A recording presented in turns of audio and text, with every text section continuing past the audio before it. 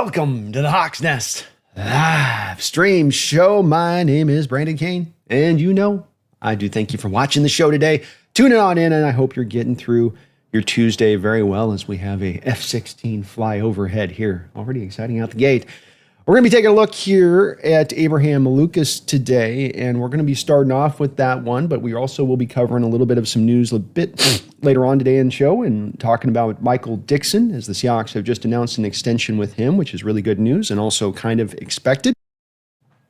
But today we're going to be starting it out with Abraham Lucas, and I put up in the thumbnail that I see this guy as a backbone player on this offense, not just offensive line, but backbone player on this offense as a whole. Abraham Lucas came in a couple of years ago as a third-round pick. I was very high on. I had a chance to scout him pretty heavily prior to the draft, and I actually put a first-round grade on him entering into that draft. So the Seattle Seahawks getting him in the third round, confirmation bias-wise, you knew that made me very happy to see that they took him and were able to get him that somewhat later in the draft from where I saw he should have gone.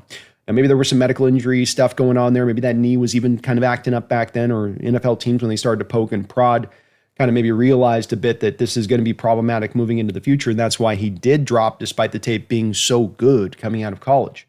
Lucas came in that first 10 games as a rookie, and he was a revelation. As good as a right tackle as we had seen recently, maybe going back to Brandon Shell's one season he had, and then before that had been quite a period of time, because certainly Jermaine Ifedi wasn't setting any standards on his side of it. And he came in that 10 games, and he was a good all-around player. He could move in space, good as a pass protector, good as a run blocker. He was kind of all the way around, able to bring it in that sense. And you're going, man, the future looks so bright for us at our tackle spots, because Charles Cross was doing very equivalent things over on the left side. But the injuries started to pop up even then. He kind of ran out of gas, hit that rookie wall halfway into the year. I think the knee started to act up even at that time. Came back in the next year, just wasn't really working then. Excuse me.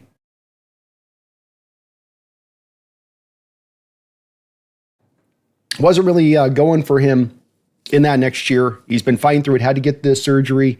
Came into last season where you were hoping the surgery was going to fix things and get things right. You're hoping you get him back last year. I thought it was so important last year that I had my winning prediction on if the Seahawks were going to win 10 games or if they were going to win 9 games was really going to be based upon if you were going to get Abraham Lucas for more than half of a season. You didn't really end up getting him for more than half of a season. It was, I think, about 7 games or so. You had to wait halfway into the year. But when he came in and was injected into that starting lineup, it was a very big difference from what you were getting from the position. Partly because you just didn't have any answers behind Lucas. You had signed George Fant last year to be your Abraham Lucas insurance, just in case it was going to take halfway into the year for him to get right. He pretty much got injured, I think, about the first game, and he was done. So you're out there trotting out now Stone Forsythe over and over again, and Stone Forsythe is having a long day at the office every single day at the office when you were running him out there for it. So you have RT grades. These are going to be your Pro Football Focus grades last year. You can see that, I got Ernest Jones. Insert, instead of Ernest Jones, put Abraham Lucas's name. So Lucas was the guy with 61.9 grade. You can see with the other right tackles that you put out there that there was a monstrous drop-off, that it got brutal as far as the game was concerned there, where Jarrell at 46.4, Stone Forsythe at 43.1. Stone Forsythe is very interesting when you look at his last year. He played in, I think, about 7 or 8 games, and yet he is 19th in the NFL in pressures allowed for 2024. Didn't even play the majority of the games, but was 19th. Yet at one point through the year last year, even when he had been out for 3 games due to an injury, where he was still leading the league for 3 weeks afterwards in pressures, to put in perspective just kind of how kind of nutty it was a little bit. And to really kind of isolate this, when you look at the pressures per game, a guy like Anthony Bradford is very much high up there, 1.8 pressure per game. Lucas down at 1.4, which was the best for any of your tackles. And then you have Stone Forsythe up there at 3.5 pressures on average per game. So it's not merely that Lucas is just a dominant player when you inject him into the lineup and that he is now just going to go out there and whoop everybody's butt. I think he's got a lot of potential still to realize that upside that he had and that I saw with him coming out of college. And you hope that the knee is going to be up to snuff for him to be able to get a full year out. He did say last year it felt like at the end of the season that he was playing on a flat tire. A reporter asked him here in a recent interview whether or not the tire felt inflated now, And certainly he has looked tremendous in all of the offseason photos and the workouts he's doing. And he doesn't look like he's held back in the least. He looks like he's as strong as he's ever been, that he's able to go full go on it. And while he did say that you'll never, ever be at 100%, maybe they've gotten enough over the hump on this injury now to where he can consistently be out there on the field. And as I said, it's a backbone for me because when I look at this offensive line and being so very important to the Seattle Seahawks team as a whole, not just the offense, because it's been such a limiting factor in recent years. Guys like the Stone Forsythe, having a couple of guys in the offensive line that are like that, especially in pass protection, sinks everything, stops everything dead in the tracks. And if you want to be a consistent offense that's going to move the chains, that's going to stay ahead of the chains, that's going to get itself into third and short situations, you can't be having sacks. You can't be having blown blocks in the run play where you're having a 3-yard loss, which should be at least minimum a 3-yard and a cloud of dust kind of play. So it's very, very important we're getting this improved play from these positions, especially because if you have Cross doing what he's doing, Lucas doing what he's doing, those are going to be guys that should be minimum. You got, I think in Cross, a guy can be a top 10 left tackle in the sport. I think Lucas has that potential, but at minimum, at least a top 20 guy. And then, when I think Oluwatimi, whether Sundell can overtake him or not at the center position, he showed last year that he can give you right around a league average performance. And we start to put this line together in a way that now it's not so many glaring weaknesses. Now it's not so many weak links. Now you've got a couple of places that you have to concentrate on, but you got everything else kind of solidified around those two places that need to be concentrated on. And I think that that's going to bring with it more stability to the offense, more productivity to the offense, more of the chains being able to be moved and on that. And with Lucas, again, really was a difference of him out there versus others. And that's with the flat tire. That's with him saying, I'm not at my best. I'm not at 100%, that I've still got a little ways to go. As far as his ranking last year with PFF, he came in at 55th amongst tackles, which is a godsend compared to the other tackles that we're rocking on this roster, putting him just below first-round pick J.C. Latham with the Tennessee Titans last year, and some decent names in there, and Morgan Moses, Kelvin Bencham, Anton Harrison, first-round pick Talise Fuwanga last year for the Saints, who had a pretty solid year for them under Kubiak in his first year there.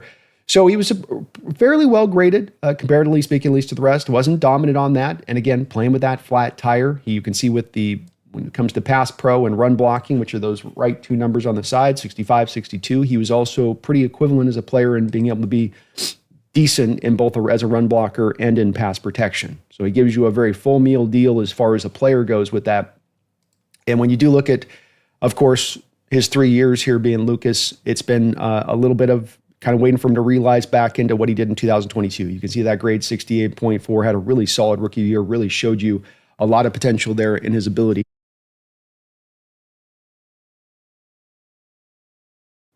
I swear these allergies are never going away. So he's got it in him. He's shown you a bit of it last year, even though he couldn't show it full. You hope he's now kind of up to full go. You've got him rocking, and dare I say, if he can really even just realize, what he was the rookie season, this is an offense that's got so much more potential to it. Partly because he brings the stability, but partly because if you go back to Josh Jones here, or you're going back to Mike Jarrell, those guys I think are going to be a little bit more in that realm of kind of holding on for dear life, snap after snap. They're going to require the chip blocks. They're going to require the extra help. One real nice thing with Lucas and Cross is that these guys can be put out on an island, and you can trust him out on that island, snap after snap after snap.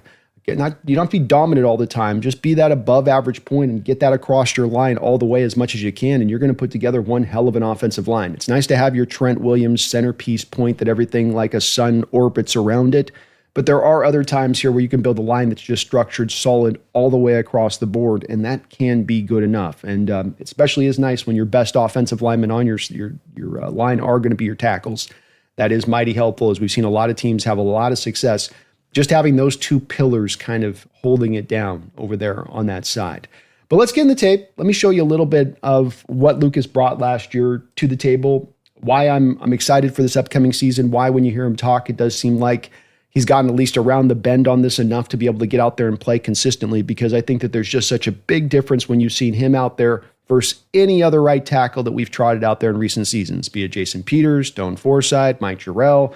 Go through the litany of names, and nobody's been able to kind of just hold the line like he's able to hold the line. And we need this line to come forward if we've got any potential this season. That's why I call him backbone, because he's so important to this line, and this line is so important for the success of this team in this upcoming season, for whatever upside they hope they can reach. If the line's held back down like it's been in prior years, if it's stink show again, if it's got a bunch of just weak links all across the board, if Lucas can't get through a full season, I think that's really going to impact your win total when it comes down to the bottom line. And it's going to make it very much a struggle to get back into the playoffs.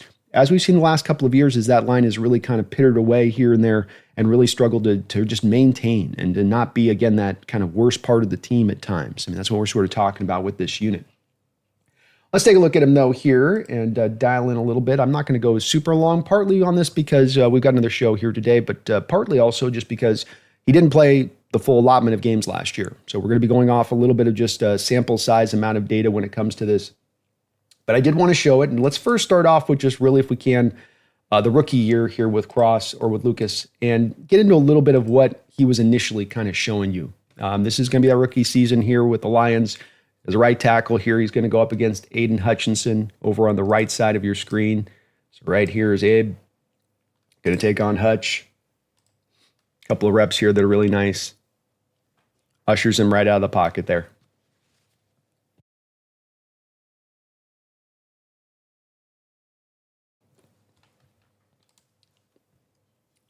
Sorry, I'm about to sneeze, so I'm trying to mute the button so I don't sneeze in your guys' ears. So again, both Cross and Lucas do their job on this rep. Basically sandwich their guys together at the end of the rep there nicely. Controls them the whole way. That's Hutchinson. It's rookie Hutchinson. Boy, I think I've had allergies for like 3 straight months, and it's just destroying me here. So, get to the block in the back. Bam. Run into each other. Control the rep. Nicely done there. Another one here against, I believe, Hutchinson. One-on-one. No help needed. No chip needed. Got him the whole way to the right side of your screen. Hutch just sliding a variety of pass rush moves at him here. One swipe hands. Then tries to go into a bull rush. Swipe, into the bull rush. Lucas gives no ground. Really nice touchdown.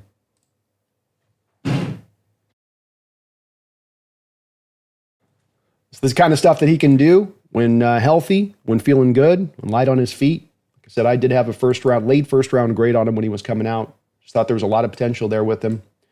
Rookie year against the Denver Broncos. Here he's going to be on the left side of your screen here, your right tackle. A little bit of run blocking ability here, getting to the second level. Can he move in space? Can he dust guys up? Yeah, he can do that. He can get that second level and pancake you. Good number of pancakes in that first year from Lucas. And he's a bigger guy, around 6'6". He's really, really long. And these guys tend to have a harder time of moving, but he's just so quick out of his stance for his size. He's got kind of a rubber band snap out of his stance that's always really stood out with him going back to college. And that ability to just get out of his stance quick. And this helps him get to these second level blocks, which is exactly what he's going to do again here. So he's got to climb down to the second level. Gets up a hat on 49, pushes him right out of the play. Nice run there by Rashad Penny. And I bring these blocks up because these are, of course, the kind of blocks you're going to be running in this scheme. You're going to be getting to the second level. You're going to have to climb. You're going to have to pull out in front. And Lucas does, even with that little bit of the flattened tire, does have that ability to do that type of stuff. How about dealing with power, pure bull rush? Does he got the strength? Yeah, he's got the strength. And maybe as strong as ever after the season of being able to just train fully. Coming off the right side, try to give him a bull rush, anchors right down, doesn't get anywhere. No ground given up here. Gets him on one little pop with the feet and then locks it in. Hands inside, winning the leverage war, right? He's the low man there, winning the leverage, able to then control the defender off that. Just kind of like what you like to see. So rookie year was good. Picking up stunts. Here against Atlanta. It's going to be on the left-hand side of your screen here. Just picks up the stunt seamlessly. A little twist here. He's got it right. Easy peasy there. Completed pass. Mr. Jarrett, you are not going to get through. Pull back across the formation. I wanted to highlight again these blocks because these are the blocks that you're going to be doing in a lot of ways with the new system, with the new scheme.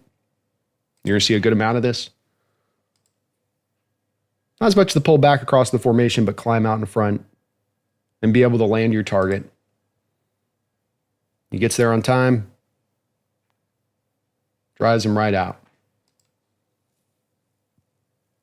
So how about last year? Got to get a little view here of him in his rookie year. What about last year on the deflated tire? How did he hold up? Well, he spent a lot of the year out, of course. So this is where the evaluation gets a little bit rough with him, where he does come back. And then when he is coming back, even in that, I think the first Niner game, for instance, he's flopping in and out on series between him and Mike Jarrell. And then that was, of course, they shut him out the last game of the season, the Rams. So there was a little bit of that going on at times, just trying to get him through it a little bit. But still, again, in this 49ers game, you felt his impact coming right back. Not the 49ers game, sorry. We'll see a couple of those blocks. But 49er game, you felt right off the jump him coming back and his effect. He was able to really handle, for the most part, Bosa. Bosa gave it to him on a few reps. He was knocking off rust. But it was a 9-day difference between him blocking Bosa out there on that edge versus Forsythe in the first game, who just couldn't block Bosa at all. I think Bosa had like 11 pressures in the first game. So it was a really good job on that first return back for a guy that had no training camp and no real time to prepare with live game experience. But he bopped right on in through. Had a couple of good games in there as well. The Chicago Bear game was a standout one for him. Here he's going to be in pass protection to the kind of bottomish side of your screen here. Just good control on the rep. Guy tries to angle inside. He's kind of got all the way. The ball's knocked down by somebody else, but it's not Lucas's guy there.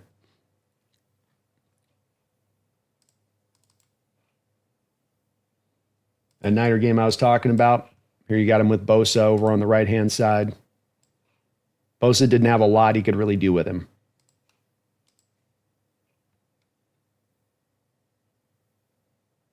And to me, this is just a really good rep. Yeah, the hands get up a little bit high, but they get high as much because of the way Bosa's trying to lean into him there. And he does get that hand off in a good enough time frame where the hand comes off low there and then not called. I don't think that's really ever going to be called. Maybe a little bit on the line, but it's a good rep win there for him against Bosa. And you can see with Geno. Look at Geno. He's been so used to getting Bosa just in his face in these games. He's like, wait, you got him blocked? Okay, I can just throw it? I actually get a chance to throw the ball? You actually blocked him? Look at, watch Geno's head here. Watch Geno's head. Oh, is he blocked? Is he blocked there? Oh, he's okay? I got a second? Okay. Kind of funny. That's that effect of having multiple games over where you've just been bashed around here by your offensive line allowing the pressures like they have. We've got him up on the, again, going up against Bosa over there on that left-hand side of your screen. And just a controlled rep all the way through. Barner can't reel this ball in, but Bosa trying to take the edge, can't get the edge, tries to go to a late spin move late because he knows he's beat. He doesn't have the win on the rep. The nice active feet there by Lucas. Big man keeping those feet moving. Good strength. Big difference when this guy's in the game versus having others out there. Big difference. We got him here matched up against, I think this is Zaven Collins. Not a bad edge. He's transitioned well from being a former inside linebacker to edge. He's not dominant, but he's not bad. Lucas again roots down, handles business. Guy goes around the right, stays on top of him. Good strength right in there. Just locks that in nicely. Good rep. Things are just more in control with him out there. This ship is just a little more steady when I got Lucas out there versus others.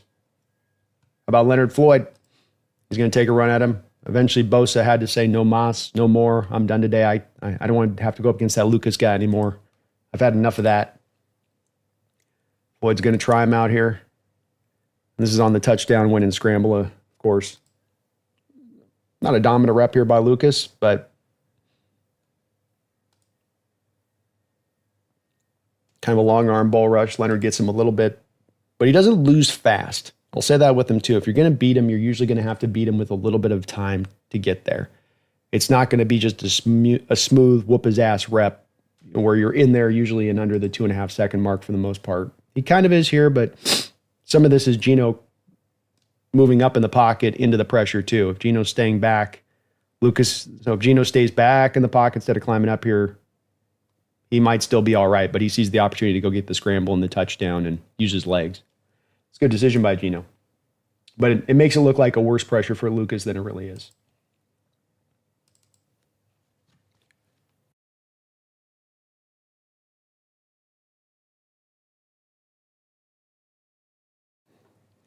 All right, Leonard Williams again on your right side. He's really going to come off the edge this time where you can see he's lined up, and this is kind of that wide 10 I talk about where, wide 9 would be, if you're rocking a wide 9 as an edge here from Leonard's standpoint, you're going to be about right here. It's going to be the wide 9 right here when you're standing up typically. But they got him extra wide out. So what does that do for a tackle? What does that do when the guy's this wide out here for a guy with Lucas who's got to block him? It means Lucas has really got to hustle his ass off to reach him. Reach him at the arc of his pass rush. Reach him at the edge of his pass rush. So you can see Lucas really has to scramble here to get wide, but he's able to reach him. It's a real challenge. This is one of those places where with that knee, you'd worry about him being able to get out to that edge. But he does get out there and reach it against a guy in Leonard Floyd who's a very competent, capable pass rusher in this league. Guy with some good size and length to him. Lucas able to neutralize him, though. A nice completed ball there.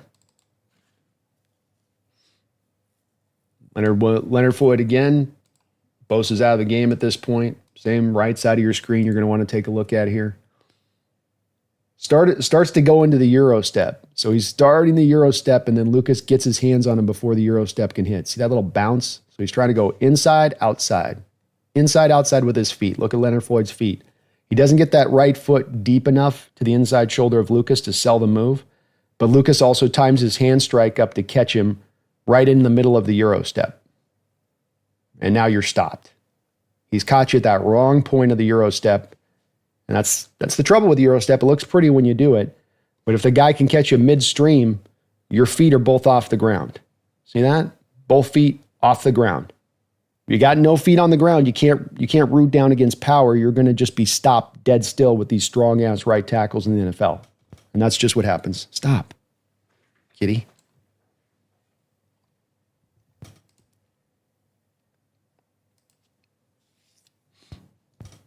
Nice rep there. Really good in the Niner game. Kind of a similar rep here. He gets a little bit of help from Bradford. Doesn't really need the help, I would say. Stop.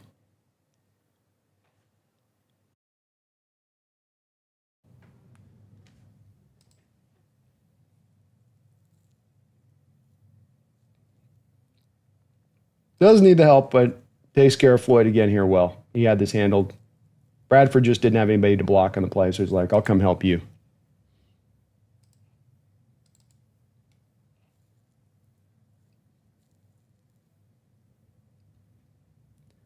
It's a good rep when you make your guy give up on rushing the passer and then just late dropping back in coverage because he's given up. It's what Lucas does here.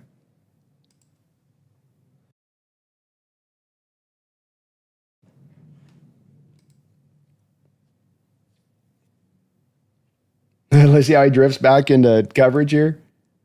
It's like, I give up. I'm going to cover somebody. That's a really good block. I'm just going to try to pick up Charbonnet. I don't think the play call intention is for him to pick up the back the whole way here. I think he just realized I'm not getting anywhere. I'll pick up the back. So he's got it handled here when it comes to pass blocking. Run blocking is, I think, just about equivalent with him. We're just about as good a run blocker, probably a little bit of a better pass protector than he is a run blocker. But it's not, as you saw with the grade, which is representative of what you see with him on tape, it's not a diminished skill set there as a run blocker. He's perfectly fine. He's got the size, he's got the length, he's got the power in there to make it work. Here's a block where it's going to go over that kind of A gap there, but far away from him. So he doesn't have to drive his guy. Just got to get the guy out of the play. Make sure he's got no pathway back into the play. The right kind of block for the right kind of situation. little bit of movement out there, a little bit of push.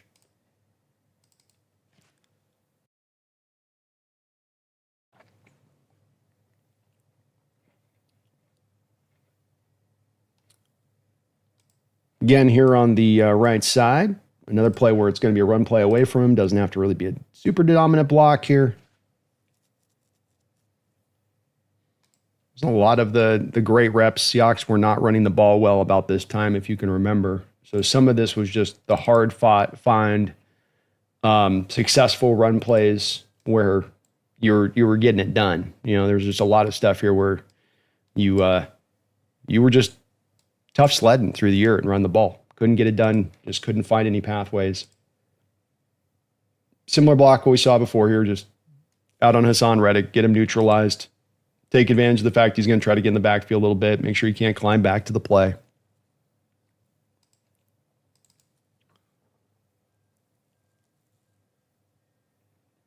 Another little bit of an angle block here against Stills.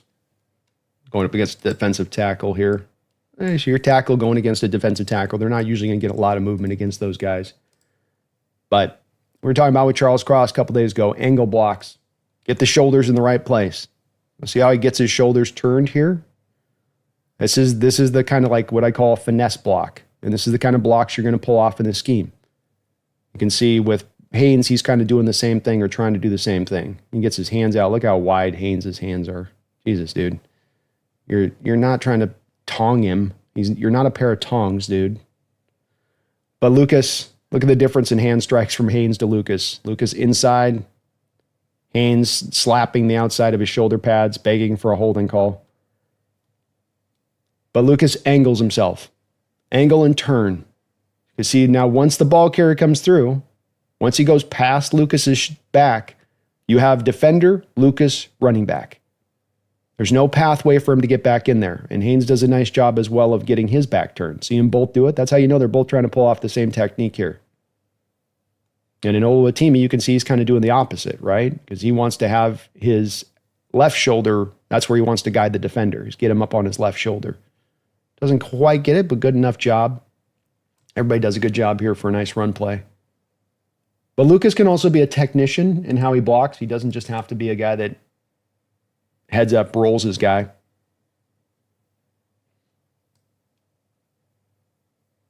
So here we got him on the left-hand side of your screen. Highlight him here for you guys, right over here.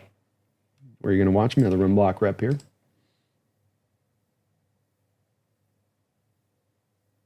Just perfect control. And again, hands inside. Doesn't quite get the leverage win here, but the hands are in the right place. Locks Collins up. Collins, a former inside linebacker. Feel like he probably feels like he can just control this guy the whole way. There'll be a little bit of lack of strength for the guy that's converted like that. But just pushes him right up out of the hole. Nice block by Bobo, too. Bobo coming in clear Baker late. Nice job, Bobo. That's a tough block on Baker. He's a demon out there. Very nice block, Bobo. Good job by Lucas, too, at the point of attack. How about some pancakes from the Niner game? Everybody likes some pancakes. Everybody likes themselves some pancakes. Over here on the right side, he's going to go up against a defensive tackle here. So, as I said before, it's like with Stills, it's a harder job here for a tackle. Gets a little help from Bradford initially. So Bradford, nice block here to give a nice little arm to push him back into Lucas. Push him back into the block of Lucas. And then Lucas dirts him up. Pancakes. Pancakes, baby. First game back, man. First game back doing that. Not bad. Love this rep. Just torque him down. Ain't a hold. His hands are all inside. His hands are a little outside there, but I don't think that's ever going to get called. Officials will look at that and go, "That's just a nice pancake." He can block on the move too. So even though he was working off that deflated tire last year, there are reps you get with him still moving and being able to do that pull stuff that I showed you from his rookie year. So still there and on display. Here against the Bears, pulls back across the formation, lands his block. Nice little running play here. So he sets this all really up as kind of the lead blocker, almost like the lead fullback on this play, and clears the hole. Good targeting systems on Abraham. Ability to move to the spot, get there. Some of it's that quickness out of the stance. Just he's for a big guy. They don't tend to be this quick out of their stance. It tends to be a little more lumbering. I call it a little bit of that Frankenstein feel with those guys. With him, he's a little bit more athletic than that. A little bit lighter on his feet than you would typically get, I think. Again, here he's going to pull back across the formation post snap. You're looking on the right side of your screen here with 72. Similar to the last play I showed, pull back across the formation. Find your block, lay your block. Nice run. Walker just digs himself right behind his behind, and you're probably going to have some good luck going in behind the guy, 6'6" monster in front of you, lead block, and I'd probably get behind him too. Good movement here from Lucas. And boy, if that leg's even healthier, if he's even a little quicker on his feet, if he's even able a little bit, even more athletic with a little bit of the return to that, that'd be so nice. So very nice. Here we go again on the left side of your screen. Right tackle here. Pull him back across the formation again. Go find the block. And this is just a good feel block here because he's coming back through the hole and there's nobody to block. So when you watch Lucas here, he gets into the hole. There's no one to go to. You got your two blocks laid there. He's coming through. So what he does is he slides himself up onto LJ Collier and gets kind of a 2-for-1 here because he also cuts Kaiser White 7 out of the play. So 91 and 7 sort of gets taken care of here with Lucas not really blocking them, more putting his body in front of them at the right time. He removes both of them out of the play. So we'll play it again here so you can see it. So a lot of linemen here come out of this. They pull like Lucas, and they'll just come out of here in no man's land and end up blocking nobody. Like I've seen a lot of linemen that'll just kind of end up running in free space here rather than Lucas kind of go, oh, no one to block, slow down, help out on 91, and oh, I'll get a chance to block 7 out of the play too. I'm going to use 91 to block 7. I'm going to use LJ Collier to block another player. So it's a feel thing with Lucas. This guy played a lot of college football, even though he's been out a lot here in the pros. Got a lot of acumen for how to play the position. Can think on his feet. A lot of guys I see pull out in formation like that. Like watching Bryce Cabledew's tape. Cabledew would do that stuff all the time in college. He'd be pulling back out in front. He'd look really good, really snappy, really quick. And then he just would never get to anybody. He'd just be kind of walking around out in space and there'd be nothing happening. Last rep here I want to show you with Lucas on this one. It's there again, going to be on that left-hand side of your screen, right there.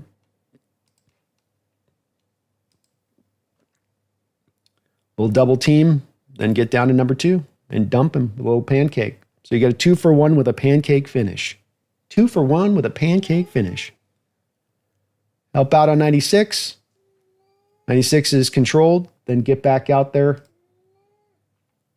and pancake Budda Baker. Poor Budda Baker. It's like 5'9" going up against the 6'6" monster here. That's not Budda Baker. Sorry, that's number 2. Budda Baker's 3. I take that back.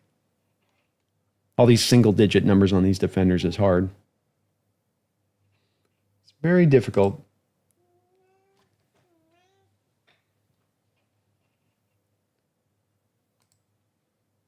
Get the first block laid. So first seal up 96 there. Nice push. Look at that push. Boom. Get him pushed out. Look where 96 starts and look where 96 ends up. And then don't stick on the block. Don't get stuck. Get down to the next level block. Again, blocks you're going to have to execute in this scheme. And when the guy starts getting a little bit too wide on you, just push him out of the way. He's a small dude. He's a safety type, safety body. Throw that guy out of the club. Throw him out of the club. There's a lot of parts and pieces here to Lucas's game. It's more than just being a big guy. It's more than just being really talented. It's also that he's a guy that's played a lot of football and understands how to play the position. He's a fit to this scheme. He's got the mobility as long as the knee's holding up in space. He's got the smarts and awareness and space for the blocks required on any given kind of play. And it's just one of the reasons I'm looking at this guy as really a backbone player to this offense, not just this offensive line, but this offense. It's as important as any skill position player you have on this team, in my opinion, that this guy's in there and able to start a majority of the games. You have him out there versus Josh Jones. And much like I said last season, I mean, this is the difference. I think it's even more extreme this season, where if he can go out there and start the majority of your games, if he can go out there and give you 13, 14, 15 games, that is a potential team there that can get to 11 or 12 wins. On the flip side of that, if he's only a guy that can go out there and give you another 7 games, and that it's just not going to happen, and then you're going to be rocking Josh Jones out there or Mike Jarrell out there, and I hope Mike can come another step forward. I think Mike showed a lot of signs of life last year. He wasn't purely bad, and probably an improvement over what you had in Stone Forsythe. But there's a difference between those guys and what you have with Lucas when he's out there. And we're looking at the potential of this team. A lot of these shows and how I'm structuring this is to show you guys the parts of this team that I believe will come forward, that have the ability to come forward. And if they can all kind of come forward, and which is feasible, these all aren't, wish on a shooting star kind of situations, but actually there's a lot of reason to believe that these things will ferment, that Charles Cross going into a contract year will be at his best, that Abraham Lucas now fully removed a year and a half for that surgery and having a good amount of time. Seattle's taken their time with him and used kid gloves on him to make sure hopefully he can come back as healthy as possible for him, given where maybe that knee is at. So there's a lot of reasons where this isn't just a sort of blind guess in the dark, but really based on something that you can feel encouraged about, that this is probably going to be true, that he's going to be able to play this year out, that he's finally back and ready to go based on what we're hearing from him. You never know with that knee. We don't know the exact nature of what's going on. Is it cartilage? Is it bone on bone? Does he have is he got to go get the Regenikine thing done over in Switzerland at some point? Who knows? But he seems to be good enough. He's working out like a monster this offseason, setting new personal bests and all that. And if he can indeed start out there for that 13, 14 games and you get Cross out there on the other side, I can almost be reserved of not knowing what's going on with the rest of the interior offensive line, and I will believe that's a team that's gotten up to 10 or 11 wins. Just that factor alone would be just so major to me that I would think that it could pull that in. But you guys let me know. Am I overstating the value of Abraham Lucas? Am I a little bit more hyped up on him than maybe you're thinking he should be with him, and that he is a guy that maybe is just never going to get over that knee injury, and even if he can, he's always going to be a little bit reduced from what we saw in that rookie year? It was a hell of a rookie season, as good as we've seen since maybe Sean Locklear in his rookie year back way over in 2000, I believe, 5.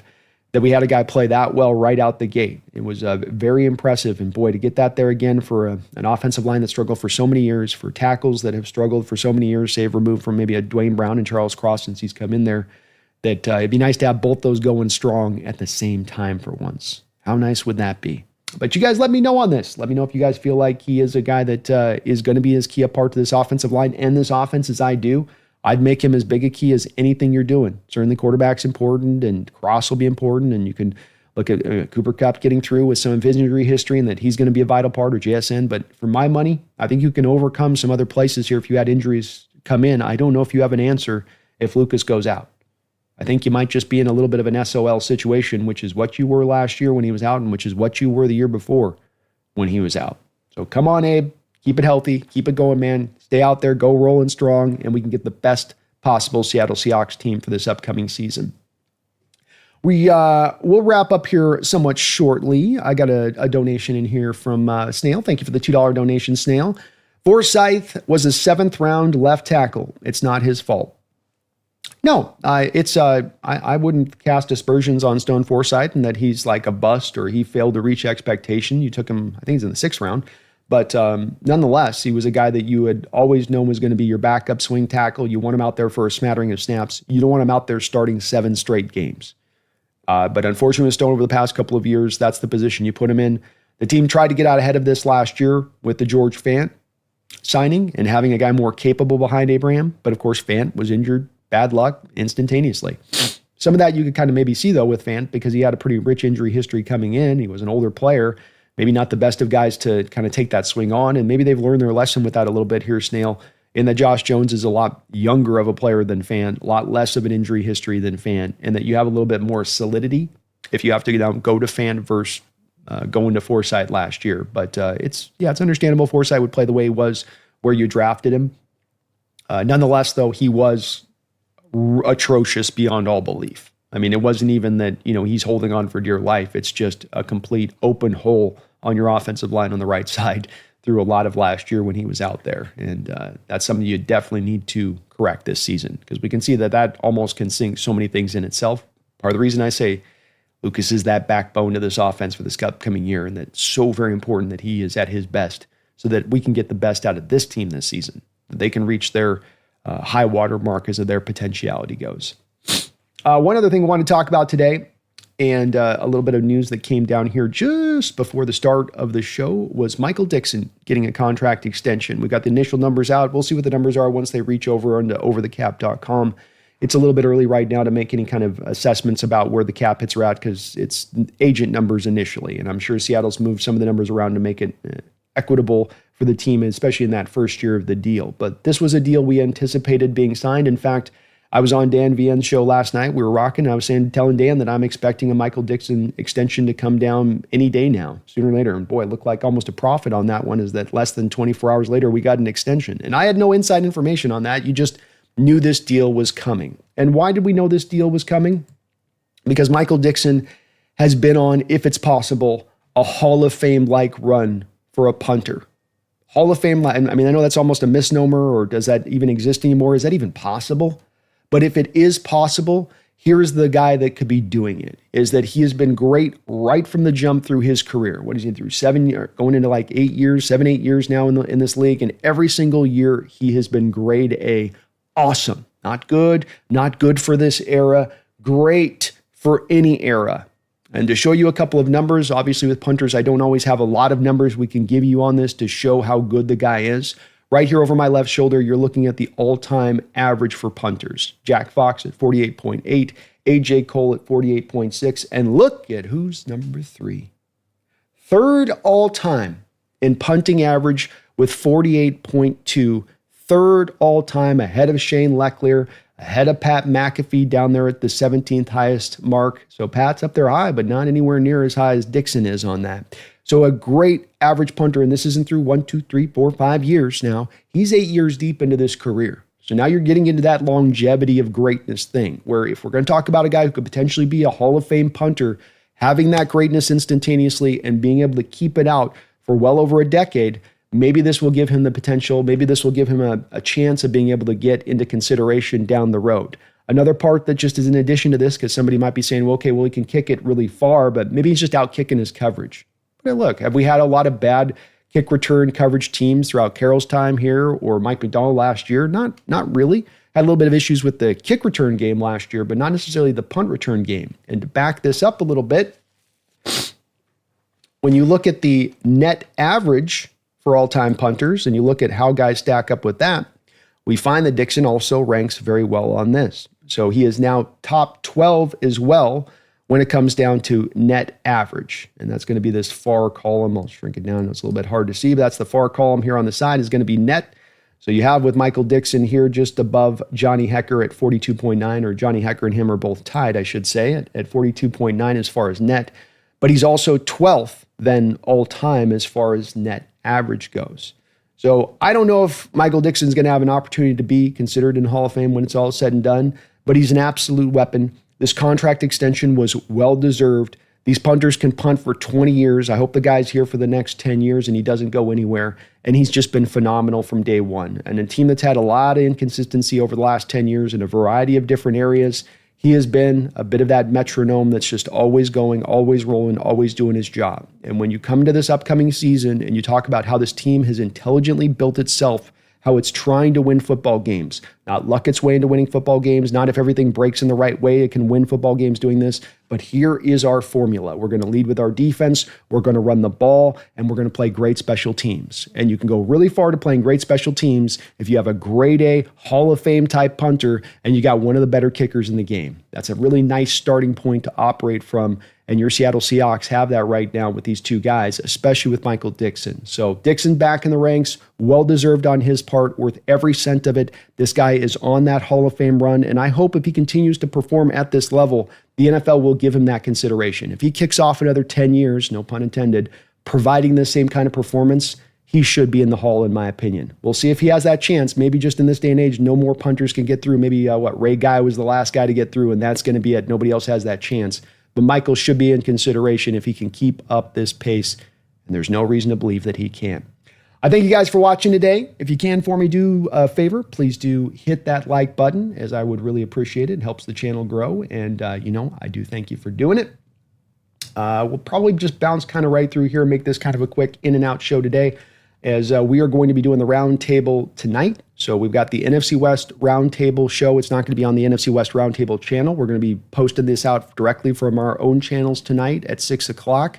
We're going to be doing some positional ranking outlooks. So we're going to go head to head. We're going to debate this out as to which teams in this division have the best positional groups, and going back and forth with the Rams and Niners on this one's going to be a lot of fun tonight. So I imagine there's going to be some healthy, good debate this evening going on.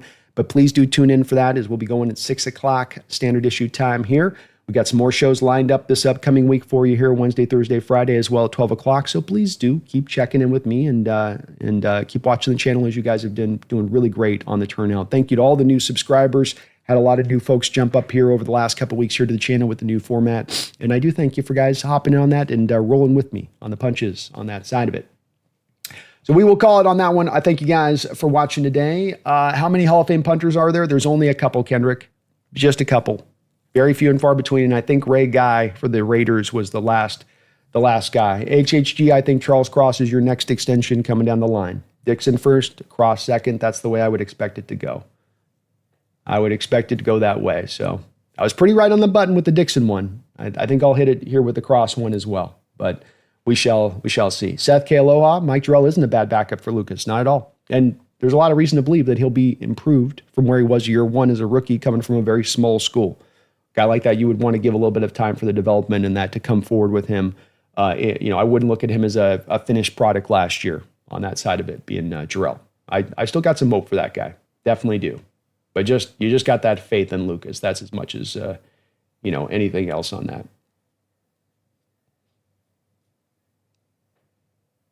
Old Greasy B, you need to move back to the Pacific Northwest. I probably am going to at some point, Old Greasy. I've been thinking about it a little bit more and more so in recent years, and that eventually I'll probably get back up there. It's probably just a matter of time for me on that. You're right about that, though. Probably eventually here we'll get back up there. Probably eventually. Addicted Lucas, just 100% healthy. All games would be great. Boy, if he can get back up to 100%, I'd have so much more faith in where this offense could go this year versus if he's out and what you're going to look like if he's not in there. But it's as much of the keys coming in the season, big keys. There's a few of them. Lucas's health is as big a piece, a big key, a big slice of this pie as anything else, in my opinion. I think he brings just that measurable amount of impact. So hopefully he can lock it in. Hopefully he can. And Ray Guy was a number one draft choice. He was a first round pick, I believe, by the Raiders back in the day. That's right. They went back there 20 years later with Sebastian Janikowski, too. So Al Davis was not shy about taking kickers or punters really early, oddly enough. So, hey, Janikowski had a pretty good career as well. So as silly as it seemed at the time, it worked out okay for the Raiders on both of those two accounts. And I do think Guy was the last one to get in. So we'll see if maybe the NFL will make an exception on this. And look, Dixon's stats are so kind of eye-popping, third all-time in average. You would think that would be enough to if there's anything that's going to make the NFL voters kind of move a little bit, that might be enough to do it. But it's hard. It's hard. I'm sure some voters don't even look at punters as football players in a lot of ways. So it'll be an uphill battle, but he's doing all he can to control the situation by being great. He's doing that part. Folks, do me a favor, please hit that like button. I would really, really, really, really appreciate it if you could do that for me. Maybe sub on up if you get the chance, as it does help this channel out as well. Either of those two things you do, like or sub up, tell the YouTube to push me out on the algorithm to other people searching for Seahawks content. So thank you guys for hitting that like button. I really appreciate it. We'll kind of just do an in and out today. We'll be back 6 o'clock today in a couple hours here to chop it up with the NFC West Roundtable and look at the positional rankings and see if we can come into some maybe common ground when it comes to our outlook of who's got the strongest positional groups in this division. I think it'll be an interesting discussion because so much of what you have with the Rams and Niners at times is going to be a top-heavy situation where their starter is really good, but then the depth isn't as good. So how do you measure that up against a team that's got a bit better depth? But we'll chop that up tonight. We'll get that all figured out this evening. I thank you guys for checking out the Dan Bien show last night. You can definitely check that out if you can catch it live, as it was cool having a chance to chop it up with him for a couple of hours. And I think we are going to do the Senior Bowl there next year, so we're going to be looking forward to that. On top of, I think we're going to meet up in training camp. So have a nice little meetup maybe down there at Dante's down there at the bar. So Some good things happening here. Things are percolating in the background here at the Hawks Nest. I thank you guys for watching today. Really appreciate you on that. We will be back in just less than a couple of hours here on the channel to talk the NFC West Roundtable, folks. But until that time, please don't you ever forget. Don't you do it. Don't. No. Don't you ever forget. Go Hawks.